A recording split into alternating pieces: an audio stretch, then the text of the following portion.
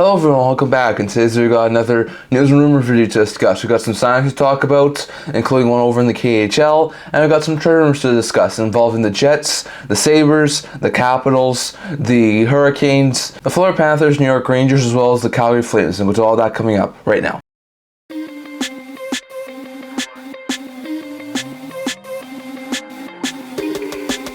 Hello everyone, welcome back to another video here at the Andersson Hockey channel. Now before we begin this video, don't forget to like this video and subscribe down below. Thank you for your support. We're never able to help you guys, so if you haven't already, don't forget the subscribe button down below, and don't leave a comment down in the comment section below so we can all discuss today's video. Now in today's, we're going to start today's video off by discussing some signings from our past couple days. Only 3 signings from our past few days. First, we got a couple that we missed over on Tuesday. First, Dustin Wolf signed his new deal with the Calgary Flames. Wolf, who was an RFA, gets a 2-year contract extension with the AAV of $850,000 that will be for the next 2 seasons, so really good stuff there. Wolf's been a really good third stringer at the AHL level for the most part over the past few years, but started to creep his way into the NHL. This past year, at 36 games at the AHL level, putting up a 2.45 GAA and a 922 save percentage, but also had 17 NHL games played where he put up a 3.16 GAA and an 893 save percentage. Once again, not overly great numbers, but he did work out pretty well for the Calgary Flames, and on top of that, the Flames were a pretty bad team last year, so hopefully Wolf can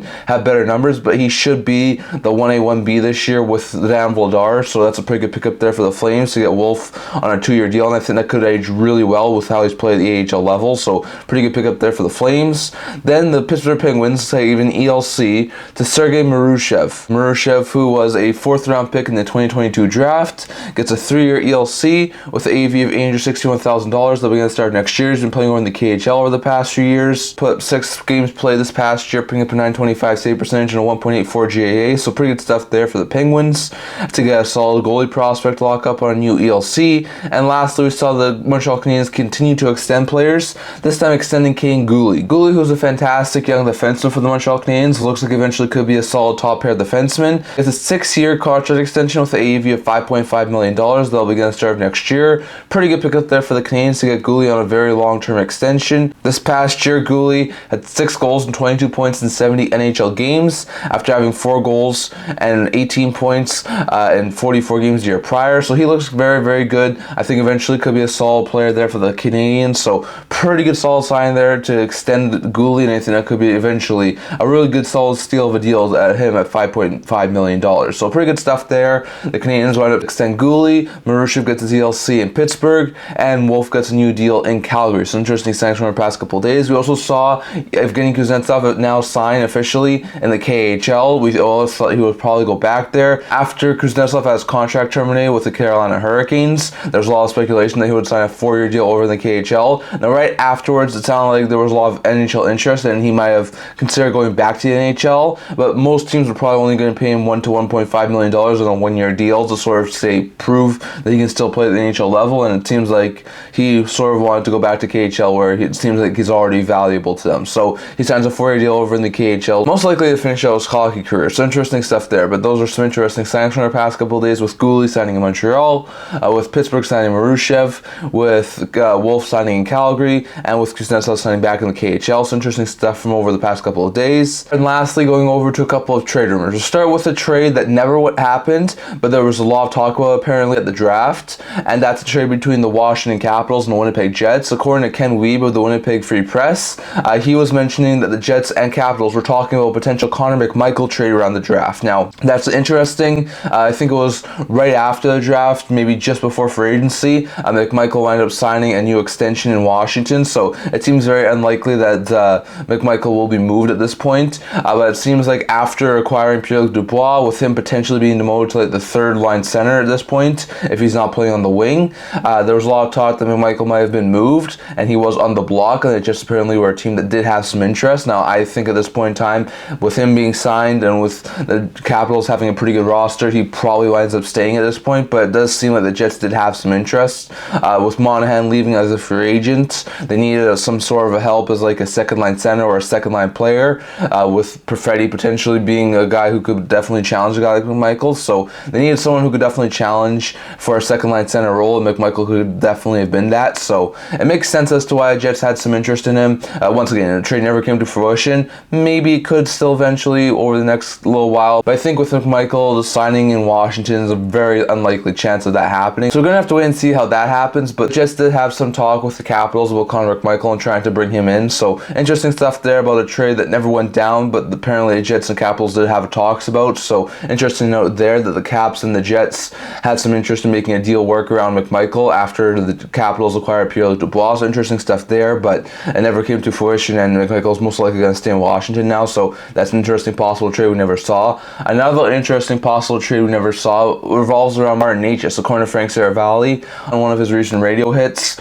he was talking about Martin Necas after Necas signed his 2-year, $6.5 million deal to stay in Carolina, and said that there were two instances where they were very close to potentially making a Necas move. One was involving the Buffalo Sabres, and one was involving the Winnipeg Jets. Now, apparently, according to Frank Saravalli, he said that the Jets offered up a draft pick, Rucker McGrady, and Cole Perfetti for Martin Necas, and the deal never wound up going through. Now that's a lot for Necas. They have been able to get McGrady, who I think is eventually going to be a solid top 9 forward, Perfetti, who's already a solid top 9 forward, and potentially either, my guess would have been a first or second round draft pick. So that would have been a really good pickup there for the Hurricanes. A lot of people do think though that Necas wasn't overly keen on signing in Winnipeg, and then apparently the Buffalo Sabres offered a pretty good package. My guess would have been like the 14th overall pick. This probably would have been before the Matthew Savoy trade. So my guess would have been like a 14th overall pick, Matthew Savoy, and maybe something else. Would have probably gone to Carolina in exchange for Martin Necas. That trade never happened, and apparently that trade was directly correlated to the fact that Necas never wanted to sign in Buffalo.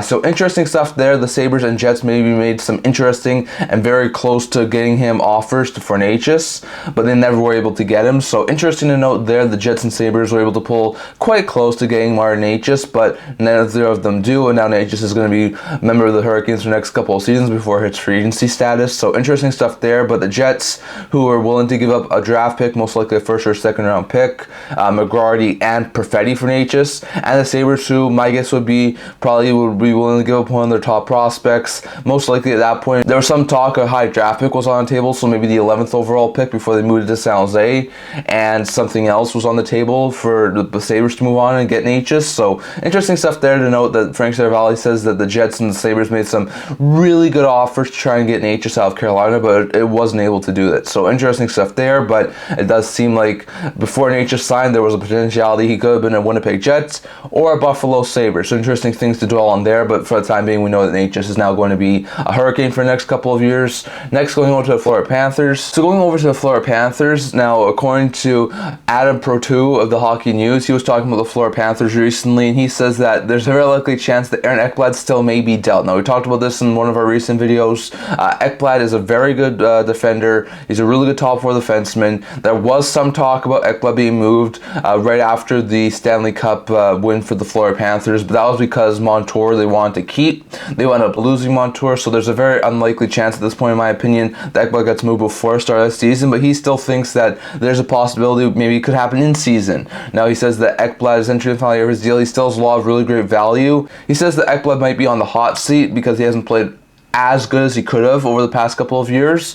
So we'll have to wait and see exactly what happens. It's very unlikely, in my opinion, at this point in time that he winds up being traded unless the Panthers are able to get one really good defenseman back in return. So it's going to be interesting to see exactly where this goes. I've heard Ekblad's name a couple of times over the past little while now, so I think it's unlikely given where they are in their defensive core right now that Ekblad gets moved. But if they get into the season and maybe he's entering the final year of his deal, if they can get upgraded in season and move Ekblad to get some sort of a defensive upgrade, I think they would definitely do that. And I think even if it wasn't, if they were able to get some sort of an upgrade in order to move Ekblad in season, I think they would do that. So it's going to be interesting to see. He says that Zio's known for making some bold moves, so maybe they move Ekblad and maybe they don't get an overly great defenseman back. It's possible, but it's definitely an interesting situation to watch out for. With Ekblad entering the final year of his deal, it's quite possible he does wind up getting moved, and with Zio being a bold GM, he's saying that it's a possibility we could see Zito wind up making a move for Ekblad and having him find a new home via via trade. So interesting stuff there. Going over to a couple more pieces of news, so there's been some recent talk about the New York Rangers and Winnipeg Jets I've seen over the past while, saying that the Rangers still are looking for a top 6 forward, may have some interest in trying to add a guy like Ehlers. Could be a really good fit there for the Rangers.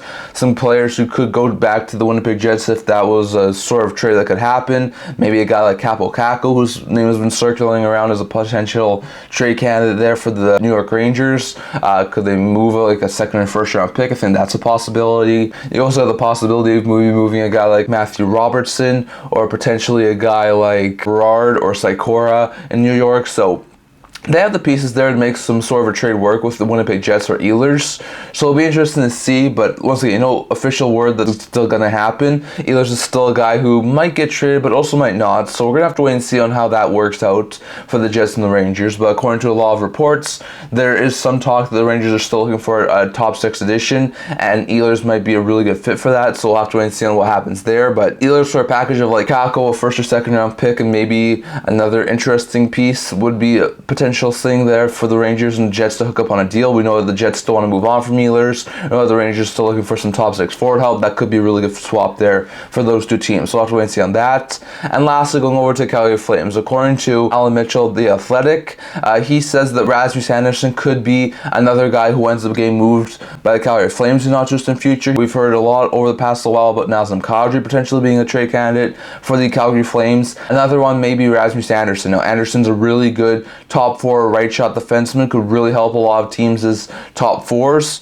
So that could be a really good pickup there for a lot of teams. He mentions a team like the Edmonton Oilers specifically as a team who could really use a guy like him. He says on the second pair with a guy like Darnell Nurse behind Ekblad and Bouchard, that could be a really good second pair addition there for the Oilers. Now, once again, it's going to be a really high asking price. Once again, Andersson's got this year plus another season at, I think it's $4.5 million, so it's not an overly egregious cap hit. On top of that, they're Alberta rivals, so they're not going to make it easy on their Alberta rivals if they're going to trade Andersson to Edmonton. He says that the package could include draft picks, maybe a couple of young assets, including a guy like Philip Broberg. So there could be a big trade package there for the Oilers if they were to try and get Andersson. But to add Andersson to a top 4 that already has Nurse, Ekblad, and Bouchard, that could be a really good pickup there for the Oilers. He also mentions guys that could wind up going to Edmonton as potential guys like Artem Zub and Justin Barron in the Montreal Canadiens organization. So it'll be interesting to see exactly what happens with the Oilers and the Flames. I think there's a very likely chance that in the next year and a half, we could see a Rasmus Andersson trade, because I think that the Flames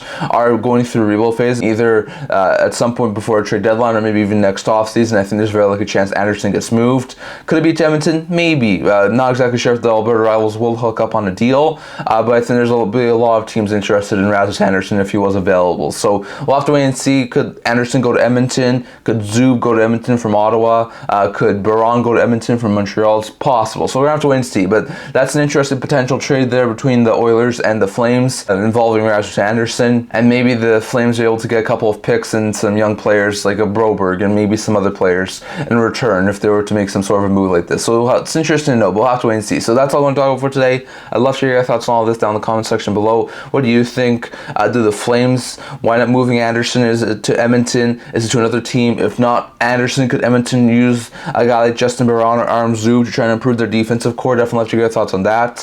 What do you think about the Jets and Rangers? Could they hook up on a deal? Could Ehlers go to New York? Kako and maybe some other things go to Winnipeg? Could that be a really good trade for those two teams? Let's hear your thoughts on that. Does Ekblad get moved by the Florida Panthers at some point this year, or does he finish out the contract in Florida? I'd love to hear your thoughts on that.